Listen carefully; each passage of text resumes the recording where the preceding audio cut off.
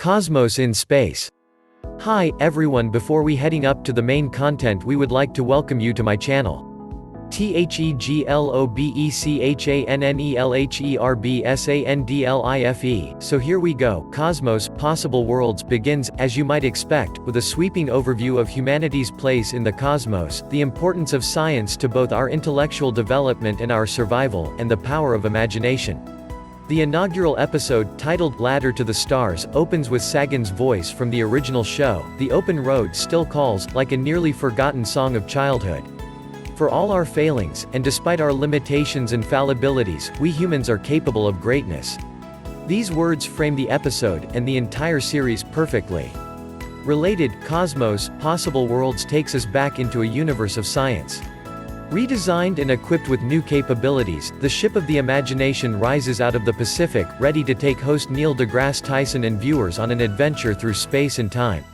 Redesigned and equipped with new capabilities, the ship of the imagination rises out of the Pacific, ready to take host Neil deGrasse Tyson and viewers on an adventure through space and time. Image credit, Cosmos Studios. Tyson then takes over as our guide, teasing us with bits from Season 3 before diving into the core of the episode. He says of the universe, science can carry us across that vastness, but without imagination, we go nowhere. Our ship of the imagination is powered by twin engines of skepticism and wonder, the simple set of rules that define science. Here we have a core value of the show: science is important, science is powerful, and reason should overrule superstitious beliefs, whether they be born of religious dogma or governmental indifference. As before, the silvery throat lozenge ship of the imagination is our vehicle for travels ranging from the microcosm of our world to the deepest reaches of space. We begin our journey in a vast, green field on Earth, then zoom away from our home planet to blast past the Voyager 1 spacecraft, now 13 billion miles, 21 billion kilometers distant, and travel much farther, a billion years into the past, to witness the collision of two black holes, an event that would cause a massive ripple in time and space, providing gravitational waves that would eventually ring Earth like a massive bell and offering scientists new evidence confirming these mysterious cosmic objects. The Cosmic Calendar. We then return to the Cosmic Calendar, a device from both the previous season and the original series to illustrate the breadth of space and time. Once again, the massive time scale of the universe, and humanity's very brief place in it, becomes a striking visual cornerstone of our exploration. With each month representing a billion years, we see the birth of the first scraps of life on Earth in mid-September, cosmic time, about 4 billion years ago. From here we rush forward through time, witnessing evolution and mutation of life on Earth, to December 26. This date represents 200 million years ago, the rise of the mammals, which heralded the beginnings of the neocortex of the mammalian brain, and, as Tyson puts it, the source of self-esteem, the origins of curiosity and the ability to imagine the future. As Tyson goes on to examine the tiniest little corner of the cosmic calendar, just a few moments in cosmic time, we see the rise of Homo sapiens and hunter-gatherer societies. And it is here that we begin our look at the human condition, the perfect first installment for the new series. Related, the problems with the cosmic calendar. The rise of reason. Using the lush visualizations that are a hallmark of the new cosmos, we step inside Blombos Cave on the tip of Africa, where all Homo sapiens, only 10,000 strong 100,000 years ago, first expressed themselves with enduring works of art. From that point, just 25 cosmic seconds later, we depart the loose affiliations of hunter-gatherer life, where groups of humans lived, for the most part, harmoniously, and enter the agricultural age, which changes everything. This is the beginning of people settling down, having a notion of home, a dwelling surrounded by domesticated crops, and a re-examination of the value of possessions. With possessions and land holdings, naturally, comes the idea of ownership, and then greed. But this is Cosmos, a show which shows us a generally optimistic vision of our better selves, and Tyson soon departs for 7000 BC, to see the first city in history, Çatalhöyük, located in what is today Turkey. This settlement has no city hall, no royal palace and no ruler. It is a model of synergistic simplicity and a study in egalitarianism.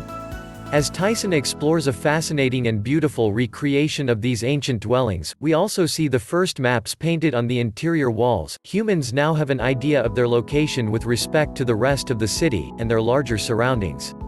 The Golden Age. The ship of imagination next transports us to Holland in the 17th century, where people from old and new worlds mingled and shared ideas with unprecedented freedom of thought, Tyson says. Cartoon-style animation, another trademark of the renewed cosmos, takes us through stories of early scientific figures, like the Italian friar Giordano Bruno, who saw among the starry skies other stars with other worlds, thinking that was considered heretical at the time. A half-century later, the Dutch scientist Christiaan Huygens would revolutionize astronomy by refining telescope design, while Dutch artist Johannes Vermeer changed how painting captured light. Baruch Spinoza, a radical member of the Jewish refugee community in the Netherlands, claimed at the time that the Bible was written not by God but by humans, and that the reality that surrounded humankind was driven by natural laws, not God's whims. Unfortunately, the Jewish community he lived in was not as embracing of novel thought as the rest of Dutch society, and he was excommunicated, a theme that we see again and again in Cosmos. Though Spinoza died young, his writings inspired everything from the American Revolution to Albert Einstein, who, when asked about the existence of God, wrote, "I believe in Spinoza's God, who reveals himself in the harmony of all that exists." This lovely phrase could serve as a tagline for the modern iteration of Cosmos. The concluding acts of Episode 1 take us through the interdependent evolution of plants and insects, specifically bees, and how they work together to benefit both parties, and ultimately, humanity. When pondering the decline of bees in modern times, we visit the halls of extinction to explore the newest branch, the Anthropocene era, also known as today. What is it about us as a species that wherever we go we bring death? Tyson queries, while looking pensively at a scene of nature preserved before the advent of modern humanity. It's a poignant moment. Ladder to the Stars concludes with a look at the first serious attempt to reconnoiter another star system, the Breakthrough Starshot project. Financed by billionaire Yuri Milner, who is not mentioned in the show, the plan is to send many thousands of tiny micro-probes toward the nearest star system, Proxima Centauri, riding powerful Earth-based laser beams. Advertisement: the probes should reach about 20% the speed of light, fast enough sling them past the exoplanet orbiting Proxima b, which is thought to lie in the star's habitable zone, in about 20 years.